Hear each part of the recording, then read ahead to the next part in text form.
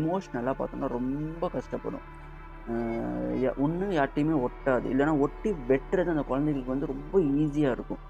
யாருக்காவது வந்து கொஞ்சம் பிரிவு ரிலேஷன்ஷிப்ல அந்த இந்த பிரிவு வந்துச்சு அப்டின்னா ரொம்ப வேதனையா இருக்கும்ல. ஆனா அந்த எமோஷனல் குழந்தை அந்த அந்த நோ ரெஸ்க்யூ பேரண்ட் அந்த குழந்தைகளுக்கு பார்த்தோம் அப்டின்னா சுத்தமாவே என்ன இருக்காதுன்னா எமோஷனல் நீடே இருக்காது. இதே ஆப்போசிட் இந்த பக்கம் பார்த்தோம்னா, அந்த ரெஸ்க்யூ பேரண்ட்ஸ் பார்த்தோம்னா, அந்த குழந்தை என்ன ஆயிட்டு இருக்கும்னா, யார்ட்டயாவது ஒட்டுறதுக்கே தான் முயற்சி செய்யும். அந்த குழந்தைனால யார் கூடயாவது ஒட்ட முடியல அப்டின்னா, அது வாழ்க்கையில தோத்து போயிரும். அது ரொம்ப ரொம்ப ரொம்ப ரொம்ப சிரமப்பட்டுட்டு இருக்கும்.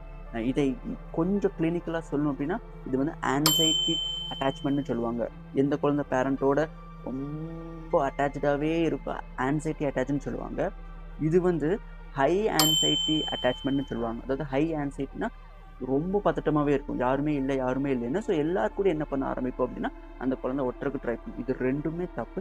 இதுக்கு நடுவுல சன்னமா என்ன பண்ணும் அப்டின்னா, ஒரு கோடு போட்டு நம்ம எடுத்துட்டு போகறதுக்கு அதிகமான முயற்சிகள் செய்யணும்.